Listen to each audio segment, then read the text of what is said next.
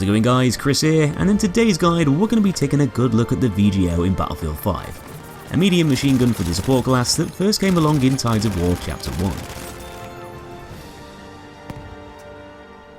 So the Vickers K machine gun, aka the Vickers gas operated, was basically a rapid firing weapon originally made to be mounted onto aircraft, used by gunners to fire at other hostile planes. It was a development from an earlier light machine gun known as the Vickers BF5 LMG, now using larger pan magazines, allowing the gun to hold more ammo and sustain fire for longer durations, while still being chambered for the standard 303 British round. The Royal Air Force fitted VGO machine guns to their light and medium bombers, with the weapon's high fire rate being needed to take on enemy aircraft, which would have flown by pretty quickly, leaving the gunners with very short opportunities to actually hit their targets. The VGO was eventually phased out as an RAF weapon in favour of the belt-fed Browning Mark II, but its story definitely didn't end there, with newer models being adjusted for land service. These VGOs saw combat use with the British commandos and reconnaissance units during the later stages of World War II, who actually preferred the higher fire rates and bigger magazines to other weapons around at the time, like the Bren and Lewis guns. Many would have been mounted onto land vehicles, some even in twin configuration, to essentially double the firepower, with special forces attaching the weapon to their jeeps while using hit and run tactics in North Africa, where the VGO proved to be very effective and reliable, even with the hot and dusty desert conditions. Having the standard MMG damage model, the VGO doesn't really do anything too differently to its alternatives regarding bullet damage, dishing out 25 damage within closer ranges up to 10 meters, which gradually drops down over distance to 15 beyond 75 meters, basically equating to a 4 to 7 shot kill, depending on the range of your opponents. From 50 meters though, it's usually going to be the latter if they've got full health, which is quite a lot of bullets needed to land on target to put them down quickly. But thankfully for you, the VGO is one of those guns that can put other players down very quickly, having the above average fire rate of 830 RPM, which can even be ramped up to 981 RPM with the light bolt specialization, actually putting it on par with the MG42. Either fire rate option is more than capable of competing with most of the other weapons in the game regarding kill times, with the faster one letting you shred through your enemies like they're made of tinfoil, especially within those earlier ranges, with less bullets needed to take them down there. And with the natural movement of the weapon's kick, forcing the line of fire up towards your opponent's face, any headshot you land is going to double the damage and reduce the shots needed to kill by 1. Overall, giving the VGO one of the most impressive time to kill models in the game. Definitely not something you'd want to be up against. Of course, the VGO follows the typical trend of rapid firing weapons, in the sense that it's also cursed with a fairly erratic recoil pattern. Not the worst of the bunch, but still something that might prove to be a bit awkward, and tougher to handle than normal.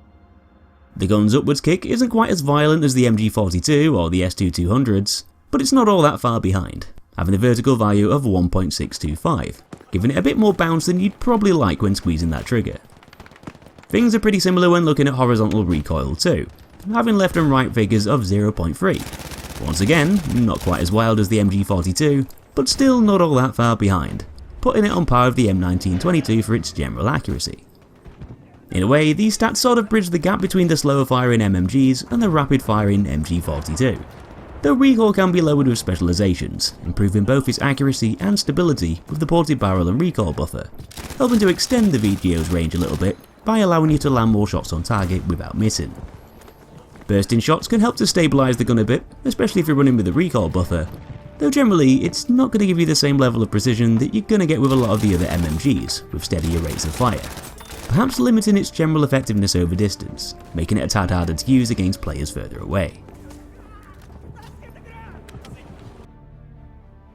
The problem with fast firing machine guns is that they do have a tendency to burn through lots of ammo very quickly, and this can certainly be the case with the VGO, only having a base magazine size of 60 rounds. That said, it does hold 10 bullets more than both the MG34 and the MG42 in their standard configurations, so this does at least give it the potential to drop an extra player or two, or give you a bit more allowance for shots straying off target. Sustaining fire for longer durations isn't exactly something the VGO is particularly good at, unless you choose to equip that extended 100 round pan magazine that is, giving you an extra 40 shots to play around with. This prohibits you from firing at the gun's faster speed, but does at least make ammo more sustainable and easier to keep tabs on, with shots flowing at a steadier pace which is easier to moderate. With that said, unlike most of the other MMGs, the VGO is always going to use magazines regardless of what you choose, generally translating over to decent reload times, having a tactical reload of 3.2 seconds and an empty one taking 4.3 seconds. This actually allows it to be a bit more reliable than the others, even without having those extended mags equipped. Plus there's also an option to reduce these reload times even further too, giving the VGO a bit more usability within those offensive ranges, where other medium machine guns might often leave you vulnerable.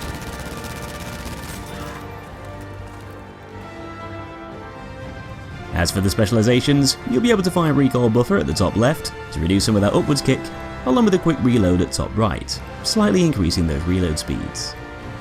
Because the VGO's reloads aren't really all that bad, with its tactical reloads actually being quicker than average already, I tend to prefer picking the recoil buffer here, which is going to help to counter one of the gun's biggest weaknesses, by making it a bit more controllable, something that's often going to help to extend its ease of use over medium range.